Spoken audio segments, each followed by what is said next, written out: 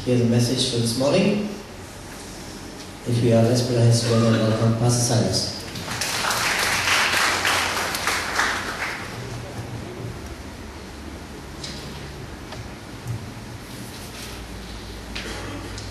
Good morning. Happy New Year to you. Still not too late, I suppose. To the Church of Corinth, First Corinthians chapter 2.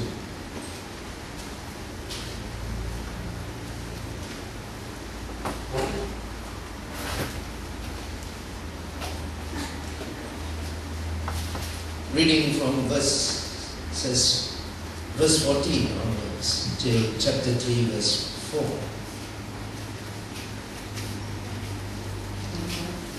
Chapter 2, verse 14. But the natural man does not receive the things of the Spirit of God, for they are foolishness to him.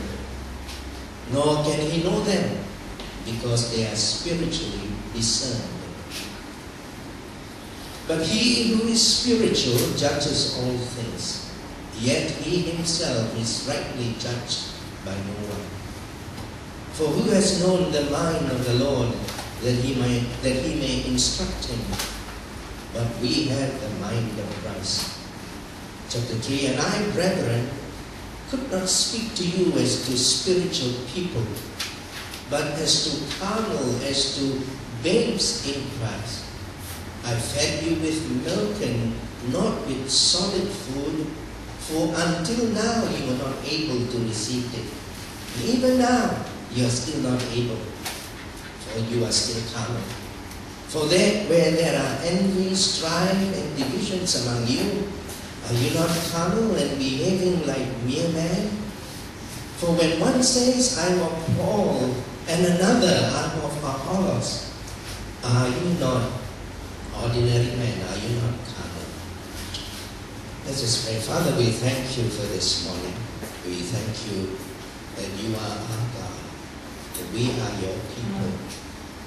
You have chosen us from even before the foundation of the world. And you have given your Son, our Lord, as a sacrifice for all us. And we are grateful to you. We are so thankful that this is the life that you have called us to live. This is the way that you have shown us how to go. And we pray that this morning you will speak to us and not only bless us, but change our hearts, we pray. In Jesus' name. Story may on, but I think I would like to tell it again. Henry Ford, the maker of the American Ford cars, once had a very brilliant friend. When Henry Ford started, making or produce cars, he got this friend to build the power station for his big factory. And this power station went on working for many, many years. But one day, it broke down. And so by this time, Henry Ford has really grown big, he had become very rich, he had many workers, technicians and all. So he sent them in, the technicians, to put right the problem. However, many weeks passed and none of these experts could discover what the fault was all about. And so finally, Henry Ford has no choice but to call for his friend who was in another country for help. This man came and he went all over the factory, or rather the power station, knocking here and knocking there, knocking here and knocking there. And finally, he got the power station working once more. He went home where he came from and sent a bill to Ford. The amount was $10,000 US. That was the bill. When Henry received this bill, he was very, very unhappy. And so he wrote to this friend, hey, just because I am a rich man and I am your friend, doesn't mean that you can charge me as much as you like. You came here, knocking here and knocking there, and now you want my $10,000? By the way, I will be generous with you. I think your knocking only deserves $1,000. So I'm sending this $1,000 to you, which I think is good enough for your knockings. The reply came back a few weeks later. For knocking here and there, $1,000. For knocking at the right place, $9,000. So being the one who built that station, he knew the real problem. And nobody else is better qualified than this man. Now Paul was the one who set the church, who set up the church of Corinth. He was their spiritual guide. He was like a father to them. And no one was more qualified than Paul to know what's best for them. And this church of Corinth was a really vibrant church. Enthusiastic worship. There was an abundance of spiritual gifts and a steady stream of non-Christian. Not every church is like that. However, this church has also a lot of problems. Because they had spiritual gifts going, exercised, and because of their knowledge, they were very influenced by Greek philosophy, which is all here. It's straight. They had spiritual gifts and they were not very intellect and knowledge. They consider themselves very spiritual. That they were very wise, and this resulted in them being full of pride. In fact, if you go to Bible school, you realize that Paul had to actually wrote 4 letters to them. Send them one letter, give a second big scolding, really scolding. Then they repented, send them a 3rd letter, appreciating, and then a 4th letter. And somehow 2 letters got lost. So anyway, that's just the background. And so they were very proud. They despised Paul because Paul was as short as me. Paul means petite, tiny. Maybe not as well.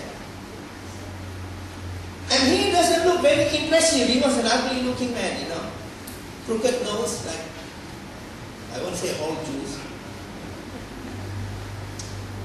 One of his eyes was bigger than the other. He wouldn't be up for Mr. Popularity. And they questioned his calling as an apostle of Jesus Christ. And 2 Corinthians, Paul had to defend his apostleship. That even though he was not one of the chosen 12, he still was an apostle. Chosen by the Lord Jesus, and all that. And they told him that he wasn't wanted at all. That was one of the problems. The other problem, morally, they were very lax. One of their church members was sleeping with his stepmother. His father's wife. Not his mother, but his stepmother. And the others thought it was all right. They were very proud of their freedom. Look, here we are. We are free in Christ. They were divided. They quarreled among themselves. They were abusing the Holy Communion by drinking themselves drunk and gorging themselves with food. And after they've eaten so much, they will go, to by the side of the drain, put their hand inside their throat there and vomit out and come on and continue eating. These were this kind of people. Christians, mind you. And Paul knew where their problem was. He was the one who started the church. And he knew, like Henry Ford's friend, he knew where to knock. And so, in order to get to the right knock, he started at chapter 2, verse 14. And that's where we'll begin this morning. And Paul gave 4 terms. Could I just have the first slide? 4 terms that he used, or that was, in this passage.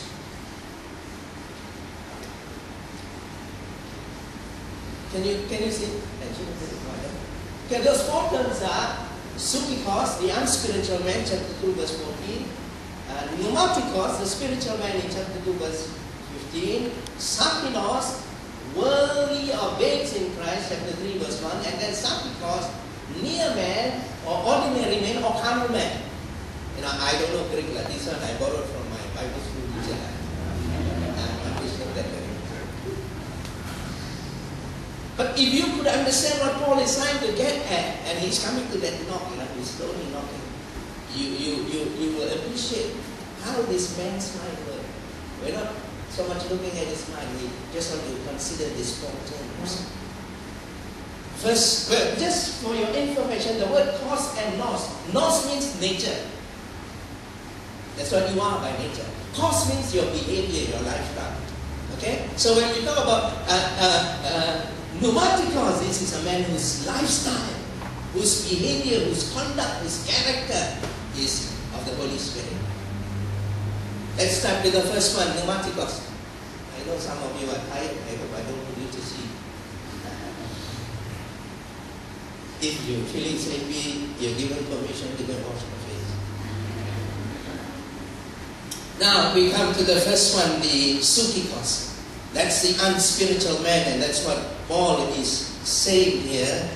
He says, but the natural man, or the unspiritual man, natural man does not receive the things of the Spirit of God, for they are foolishness to him, nor can he know them, because they are spiritually discerned. The unspiritual man. It's used of the non-Christian. This word suke is used of the animal life.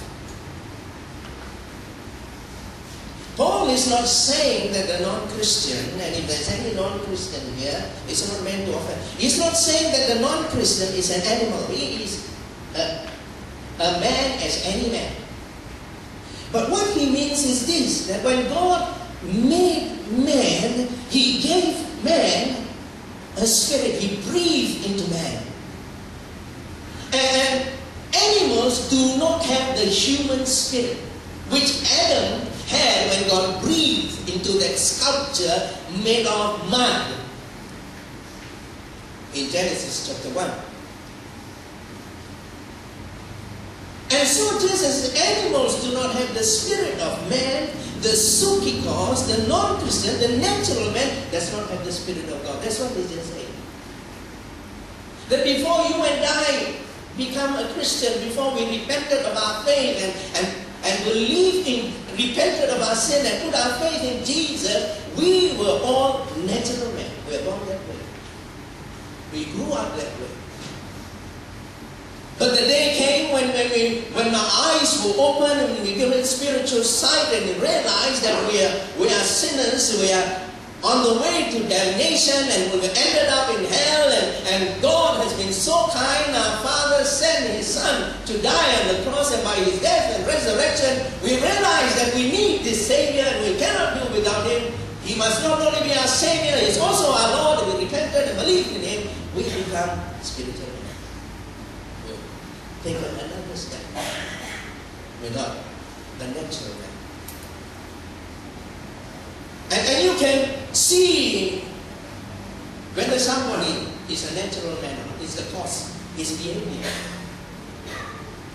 The behavior of a person is an indication whether that man is a natural man or a spiritual man.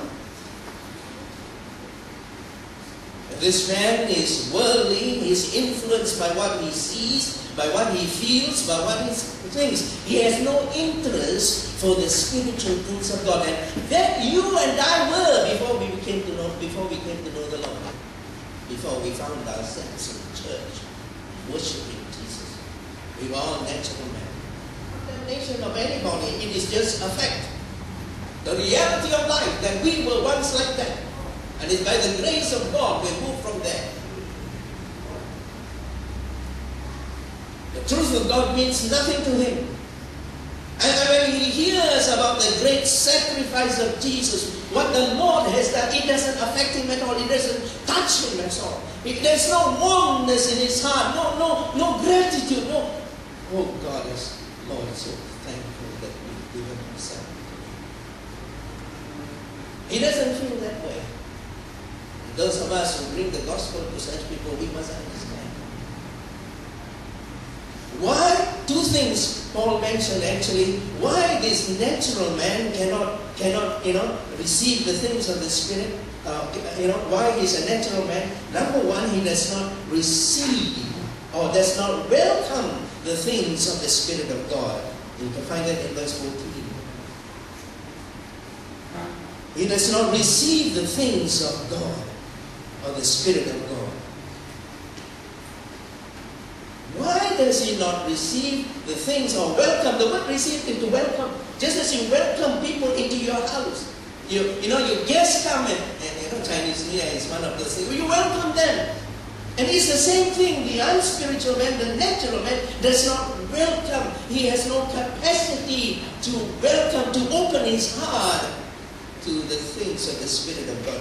Now why is he unable to welcome those things? Because they are foolishness to him. They make no sense to him. They are nonsense. And have you not gone through that experience before you became a Christian? When somebody came and preached the gospel and the things of God. I don't need such things. I have better things to do. Better, to do with my time. So that's the first reason. I don't want to go too much into this, but you can, a natural man and an unspiritual man,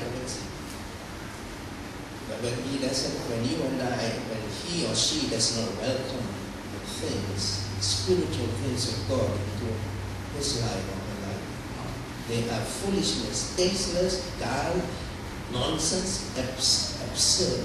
You talk to him about money, you talk to him about fame, you talk to him about politics, you talk to him about the things that are tangible, that you can taste and touch and feel, he understands. Sometimes so well, but when you tune it, you turn it to a spiritual thing, he's lost. He's different. He's not perfect. He has his own weaknesses. But when he hears spiritual truth, the love of God, the death of Christ, his heart is visibly moved. To the spiritual man, all these things mean nothing to him. They're all a waste of his time.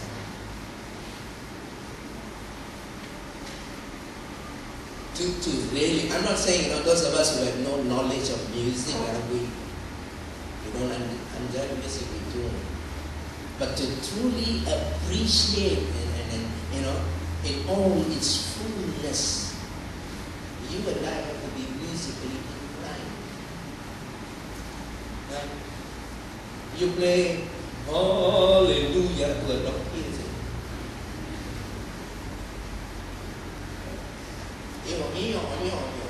People eating his carrot. That's natural. That's